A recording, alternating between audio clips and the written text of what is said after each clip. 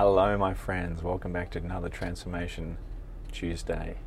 Tonight's episode is, what should I be focusing on in my personal growth? This is one of the questions I get asked by a lot of my clients. Chris, they say, what should I focus on? There is an infinite number of options in the space of personal development that I could work on, that I could focus on. There's thousands of books, there's thousands of courses, there's so much to work on. What do I work on? This is a classic dilemma. This is something I've battled with, I've struggled with, I've been trained on, coached on, and with something I now coach others on.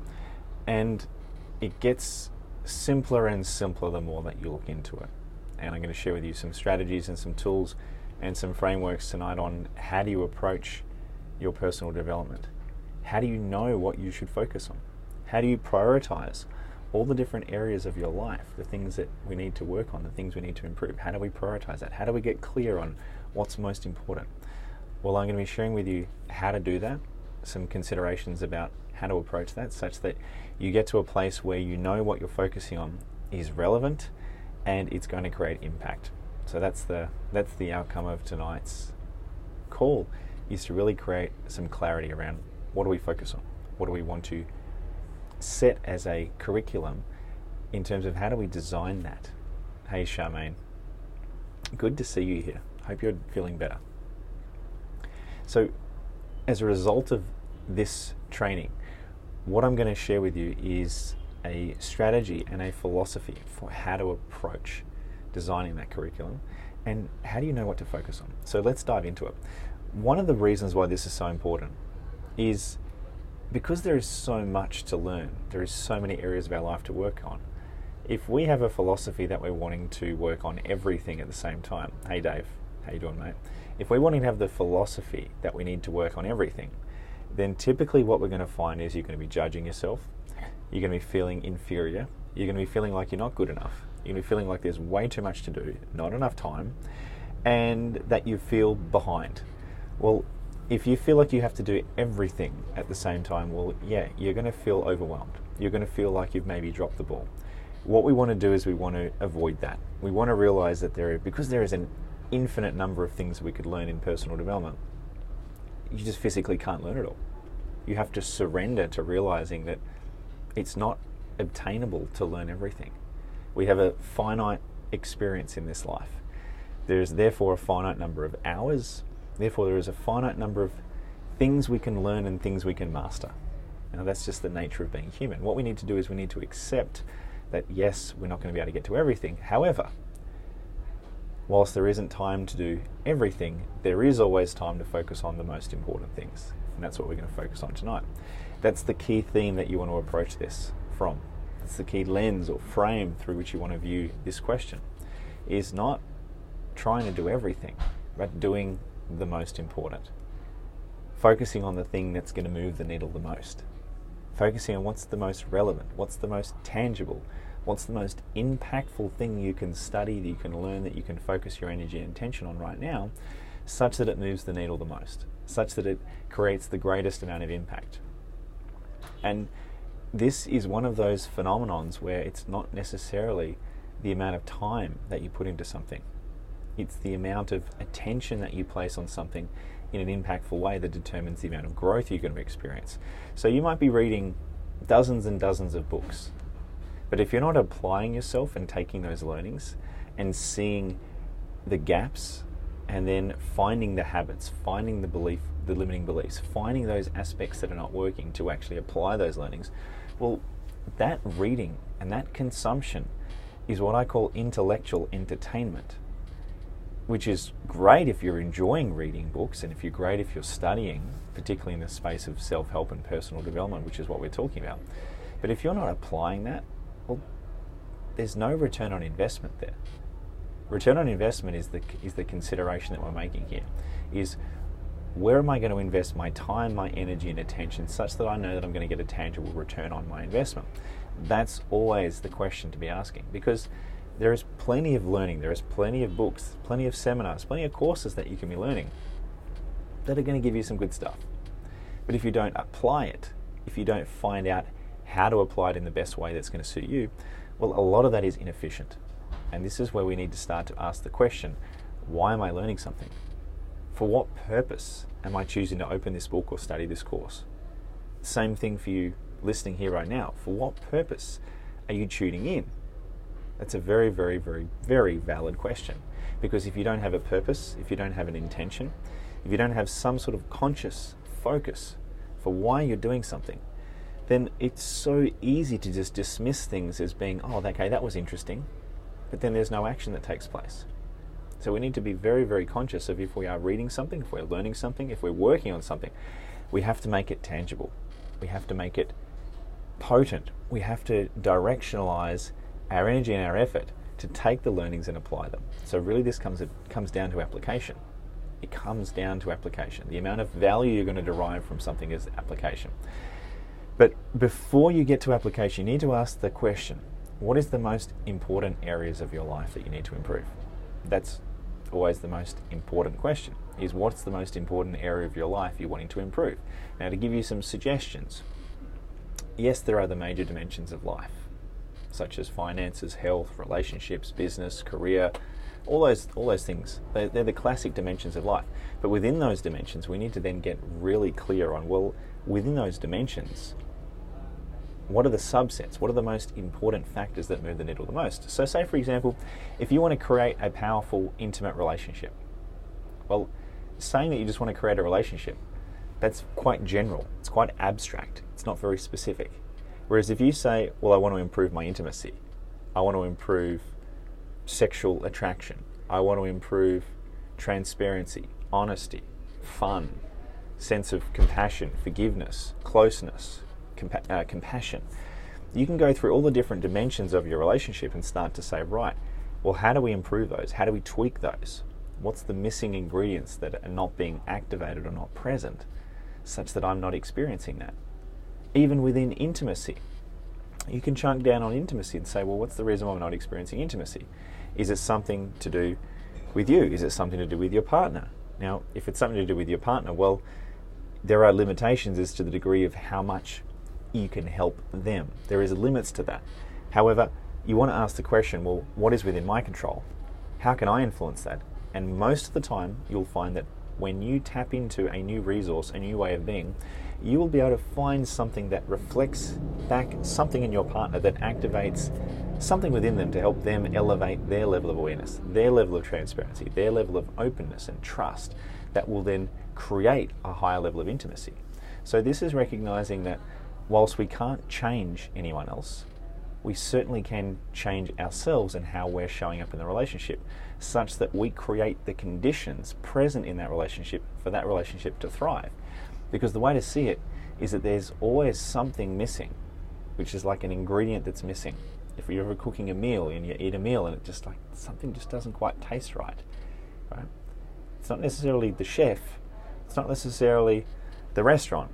It could just be, hey, that was just missing a small ingredient and it would have transformed the whole experience. Well, this is the case in personal development. What is that small ingredient that we are missing inside of us that prevents us from activating the greatness, the magnificence in all of our relationships, in all the different dimensions of our life? A lot of cases, it's limiting beliefs. So to answer the question, what should we be focusing on? Well, we need to get really self-aware about what are the results we're looking to create. The best way to approach this is ask yourself, well, what do you desire? That's the starting point. It's asking, well, what do you actually desire? Once you've worked out what your desire is, or what your vision is, or what outcome or goal you're wanting to create, you can then ask, well, what's the limitation there? What's preventing me from accessing that? Now, yes, you're going to be limited to the degree of awareness that you have to answer that based on your self-awareness, based on the knowledge of your understanding of your human programming. However, by asking that question, what's my limitation? What's in the way of me experiencing that? You gain access to understanding that limitation.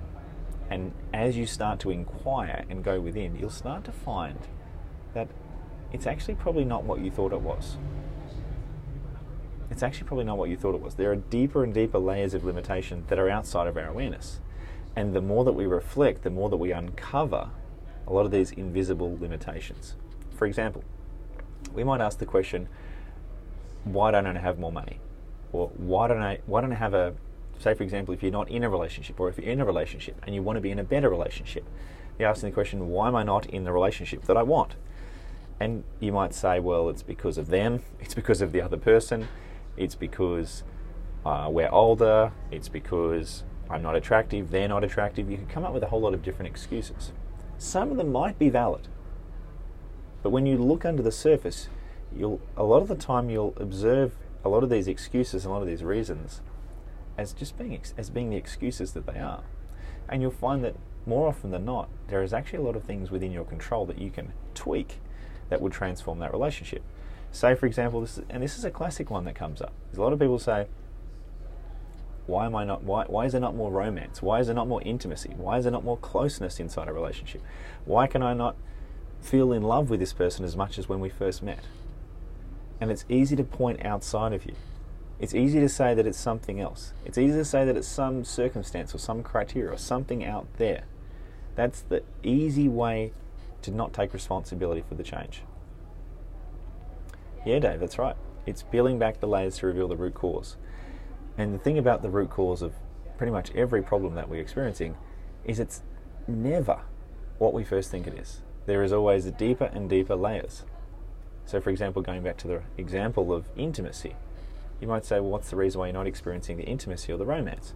The easy thing as a relationship gets on is, well, we've been in a relationship for a while, so it's gone stale. Well, it's normal for things to go stale. Or we're getting older now, we don't have as much energy. Or we've got kids now, we have to take care of the kids. Now, the thing about this is you can realize that that's an illusion. You can realize it's a limitation, and it's not actually true. Because you can find plenty of people that are in a relationship that are older, that have got kids, that have been in a relationship for a long, long time, and they've got fantastic intimacy. They've got great romance. They are horny as hell. You could say that you could come up with so many excuses and point at the external and blame that and say that's why. But ultimately you can find experiences and you can find examples where it's just not true. So that's just one example of pointing out the flaw in that perception around intimacy and relationships. It's just not true. So it's when we go on this process of self-inquiry around why do we not have what we want, and then looking at the reason, looking at that limitation, and then being willing to be vulnerable to actually look at that reason. And once we actually look at it, we can see, is it actually true? Is there any merit to it? Is there any accuracy to that? And a lot of the time you're going to find, usually it's not. Usually it's something else. And a good example of intimacy is, I like to think of intimacy as something that fosters a greater connection and level of intimacy, is the level of truth that you can express in a relationship. Intimacy ultimately is guided by the level of truth, vulnerability, and openness that you can express in a relationship. So if you've shut down your openness, if you've shut down your vulnerability, i.e. not wanting to acknowledge the truth when it's applicable and when it's relevant to be expressed, well, there is going to be a disconnection in the relationship, which means it's going to shut down the intimacy, which means that therefore you're going to be observing a disconnection. You're going to be observing a lack of closeness. And you're going to project that onto the other person, saying it's their fault, it's them, as opposed to us taking responsibility for, well, how am I not creating the conditions present inside this relationship for me to make them feel safe, supported, open, transparent, loved in such a way such that we create a deeper connection? So really this always stems back to, how do I take responsibility for deepening that intimacy? How can I push myself outside of my comfort zone, either through embracing a deeper level of vulnerability or courage or transparency, such that I let that person know where I'm at, so that there is no disconnect. There is a pure, open flow of truth that takes place inside that relationship. So to relate this back to the topic, what we're really looking at here is we're looking at a deeper level of self-awareness. This always comes back to self-awareness. We need to have a deep, acute level of self-awareness about all of the gaps in our life, but not have a superficial level of awareness like, oh, I just want to improve my relationship. We've got to go into the detail. We've got to get into the nitty-gritty. What is it within that relationship? Is it openness, trust, transparency, connection, love, compassion? Is it understanding someone else's love languages? Is it understanding what's going on in someone else's world? And so you're going to find that as soon as you look into your relationship values, which are one of the filters that are important to you, one of the filters through how you perceive what's good, bad, right, and wrong in a relationship. When you start to elicit things like your relationship values, then what happens is all of a sudden you get the code. You get the code for what's actually important, for what's driving your sense of fulfillment in that relationship. Now, this is a very, very simple way for doing this. And the simplest way is you just ask yourself, in the context of a relationship, what's important to me? Same thing in a business. If you're wanting better business results, you could say, in the context of business, what's important to me? By asking that question, what's important to you, it will elicit all of the factors, all of the criteria that are important to you. So in a relationship, for example, it might be things like honesty, transparency, connection, fun, adventure, trust, loyalty, love, compassion. A lot of these different things will come out in the wash. Now, you can now look through your list of those things that are important, which is called your values, and you can now ask the question, how well are you attending to each of those things? How well are you attending to each of those things? Not asking how well is your partner attending to those things, but how well are you attending to those things to create and to foster conditions that will be present in the relationship where you see, observe, and experience more of those. So for example, one of the things that might be important to you might be love. And you're expecting your partner to just show you love all the time. Well, if you're expecting your partner to demonstrate love all the time, well, what it is an external rule that is saying, if you do that, then I'll feel good. If you say this, then I'll feel loved. If you do that, great, I feel amazing. Now, the nature of this is, yes, it's part of being a human being. Yes, we live in a world where we feel emotions based on the thinking that we generate, based on what we observe. Now, that is what's called an outside-in philosophy. That's where we feel something when that happens. What you want to do is you want to erase that, transform that, redefine that. Because what it's like is it's saying, if you smile at me, then I'll smile back. You want to change this so it's, well, regardless of whether you're frowning or smiling, I'm going to be smiling inside and I'm going to be okay. So it's the same thing in a relationship. You want to realize that the ideal scenario, the highest point of empowerment, is realizing that regardless of how someone else is showing up, you're going to choose to show up as the best version of you, independent of what someone else is doing, saying, or being. Now, yes, this is a challenge. Yes, this isn't always easy. But this is the standard to strive for. This is the level of empowerment that I believe is a wonderful place to be. Now, if you're not there, that's okay. Don't judge yourself. Don't feel like you should be this indestructible, I would say indestructible, completely 100% emotionally in control human being. One of the functions of being a human being is, yes, we are susceptible to things that happen. Yes, we have a whole lot of conditioning and limiting beliefs and negative emotional, traumatic things that have happened to us in our past. What I'm suggesting here is that we're setting a benchmark for ourselves to move towards without judgment, with a level of compassion about how do we want to show up in a relationship. And this relates back to, if you want to improve a relationship, if you want to improve your business, your career, you need to get really specific on what are those elements you want to improve upon. It's not good enough to just say, I want a better career.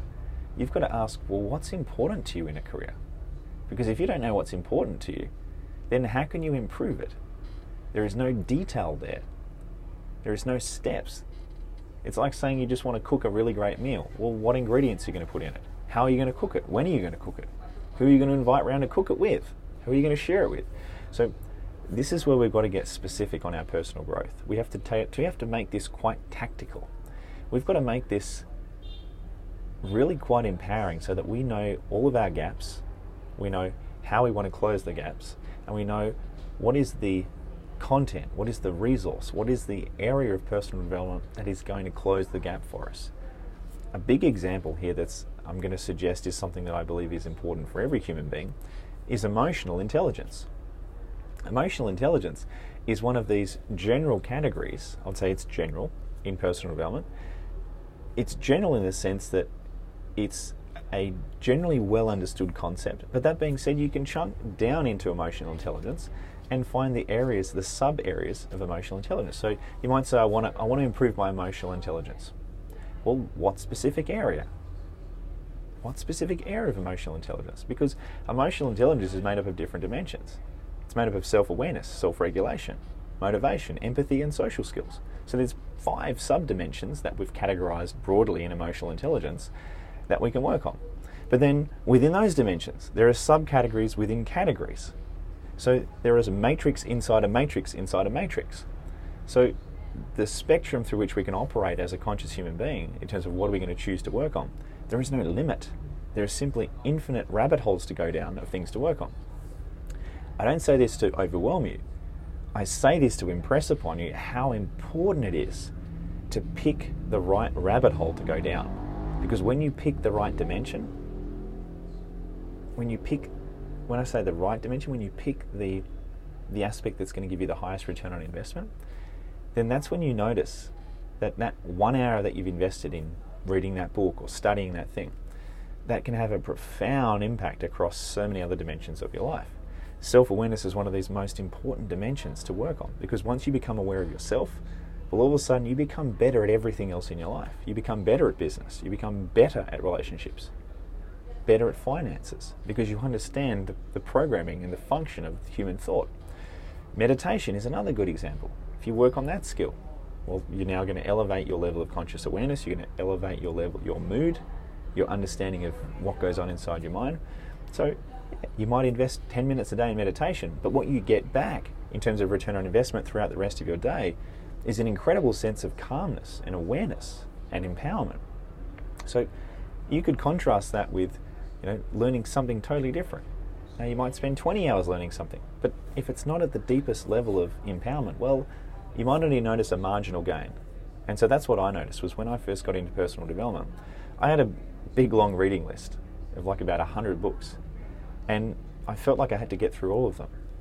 But in reality, it was the wrong approach. It was just realizing, well, out of all the books that I resonate with, well, let's just take that list and put it to the side, because that's just books. That's just reading for the sake of reading. What do I actually want to improve about my life?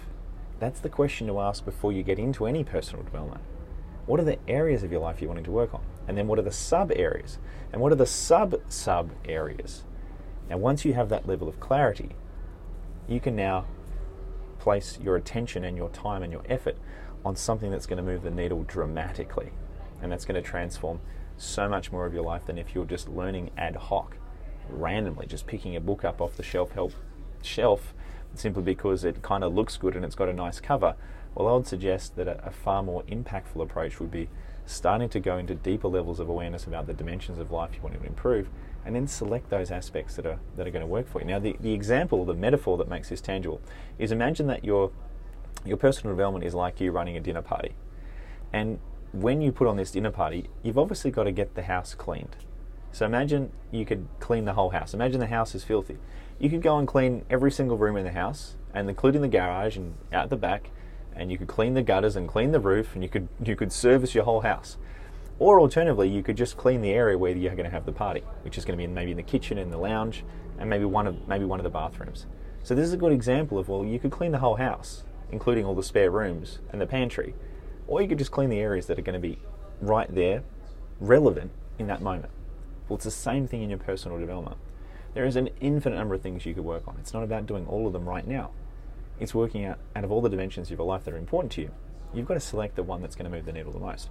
Now, I've got a spreadsheet that I give my clients, and I'm going to read out some of these dimensions on the spreadsheet, because what this is it's a spreadsheet that gives us some way of benchmarking our personal growth, some way of categorizing all the different elements that we can work on. Now, I'm not going to read out all of them, simply because if I was going to read out all of them, it would be going for all night.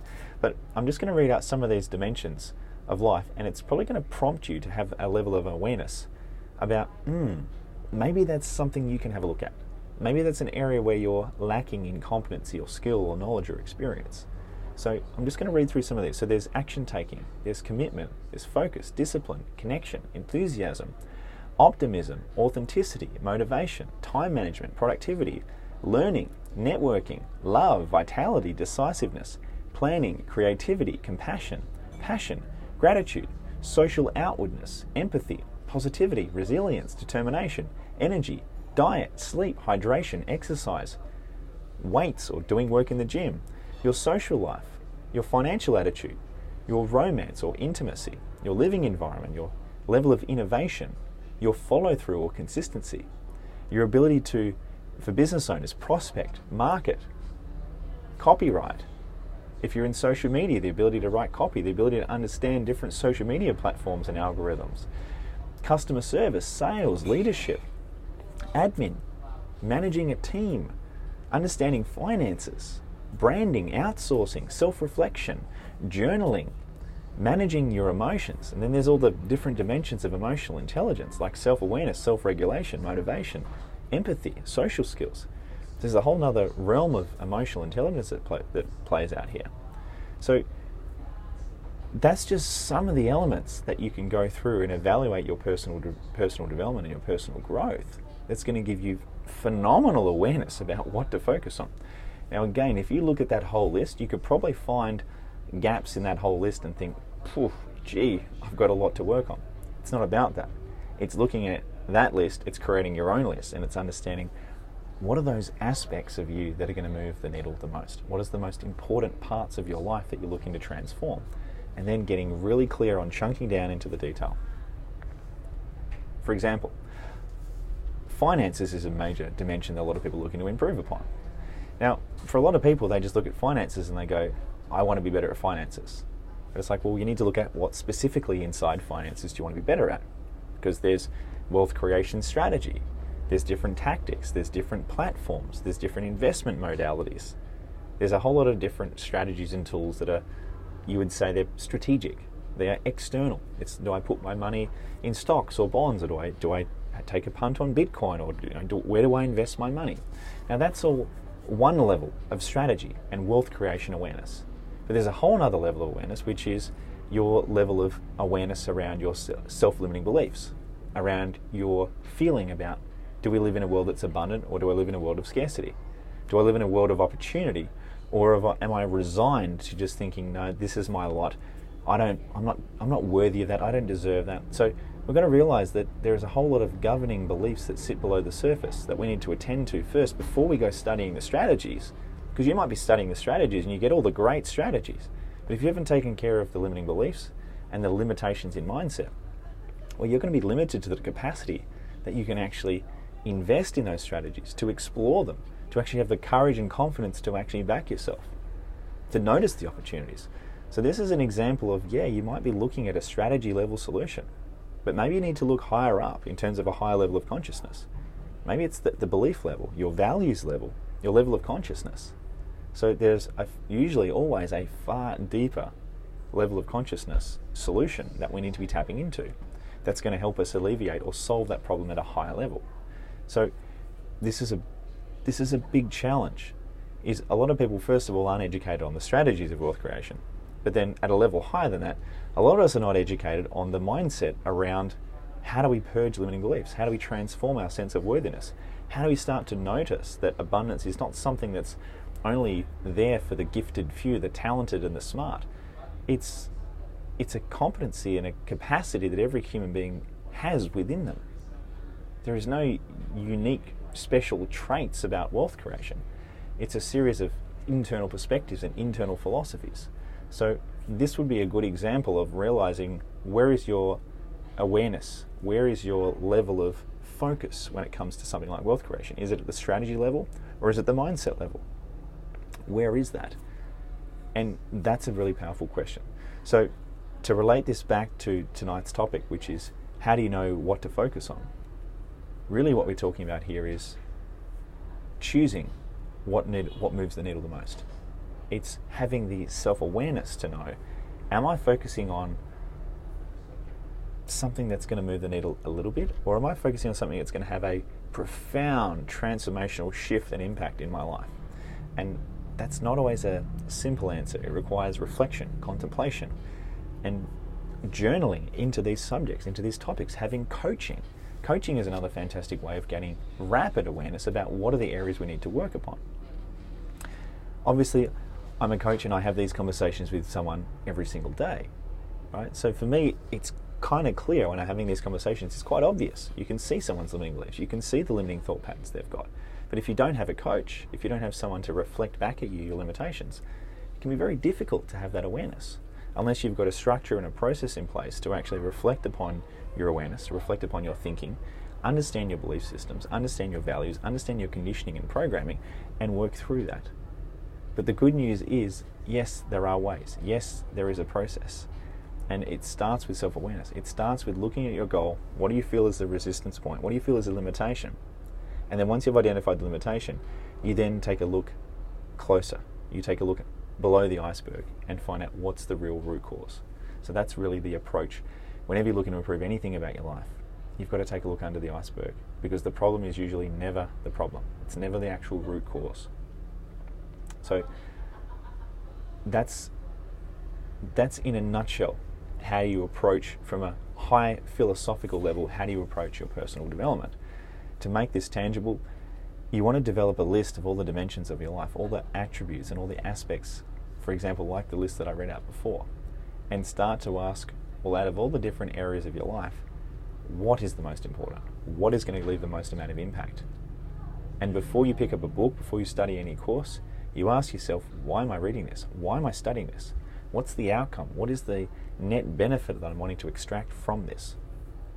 Admittedly as well, sometimes you're going to read a book and you're going to get far more out of that, or study a course, than you ever imagined.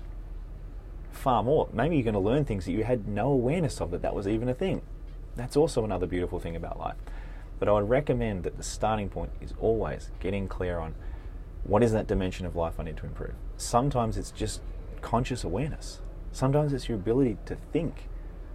Sometimes you might have specific things like modalities like meditation or breath work. Sometimes you might have a sense that I feel like I need to learn more about that particular topic.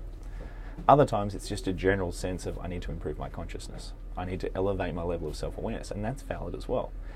So for those of you that are wanting to elevate your conscious awareness, for those of you that are wanting to take your personal development to a deeper level, what I've done is I've taken the guesswork out of it for you. I've developed a 12-week curriculum that focuses on the most profound, the most important, the most dominant, the most impactful elements of personal development that give you a greater sense of connection to your purpose, greater clarity, sense of vision, deep understanding of emotional intelligence at a level deeper than you've probably ever gone to before, by understanding the inner workings of the mind. Going through things like goal setting, going through things like how do you hack your performance, how do you transform your productivity so that you're getting more done in less time.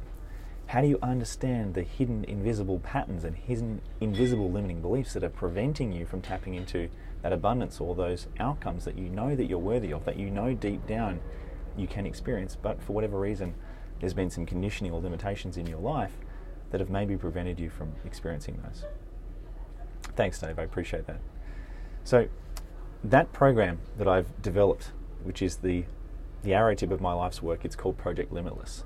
And we've got an amazing group of humans that are going through that program right now that are creating some fantastic transformational results in their life. And it's profound. These principles and these tools, they're like gravity. They work. Whether you believe in them or not, whether you've experienced them or not, they just work. And they create profound, rapid, the most profound, rapid acceleration of the transformation of consciousness. And that's what I've landed on. That's what I love. That's my life's work. Hey, Daniel, thank you, bro. Good to see you here. So for those of you that resonate with wanting to be part of a community, those of you that are wanting to study deeper, more advanced levels of personal development that you traditionally had, in a space where you're supported, where you're nurtured, where you're encouraged to let it all hang out, and we're willing to deal with whatever comes up in a supportive way, in a community where you get all of your questions answered. We have live interaction. We have an opportunity every single week for 90 minutes to talk about one of these most powerful pillars of personal development. I've taken the guesswork out of it for you, and I've handpicked what I believe are the most important topics that a human being needs to master that moves the needle the most. So if you resonate with getting some assistance with accelerating the evolution of consciousness, it's my pleasure to be able to share that with you. So for those of you that are interested, please drop me a message. We've got another 2 months before the next intake begins, so we've got some spaces available. We're limiting it to 20 people. So if you'd like to be one of those 20 people that rapidly accelerates your consciousness and transforms so many of these dimensions of life that I've been talking about, then I'd love to have a chat to you to see if you might be a fit for that program. So that's all for tonight, everyone. Thank you for tuning in. I appreciate you As always, lots of love, and I look forward to seeing you again next Tuesday. For those that haven't already subscribed, we're on YouTube, we're on iTunes, we're also on Instagram and here on Facebook. So if you've got any questions, if you'd like to reach out and find out more about either one-on-one coaching or Project Limitless, please send me a message and I'll be really happy to share with you if this might be a fit for you and how it might help your life. So thank you all for tuning in. Thanks, Karam. I'll see you guys very soon. Greetings from Bali.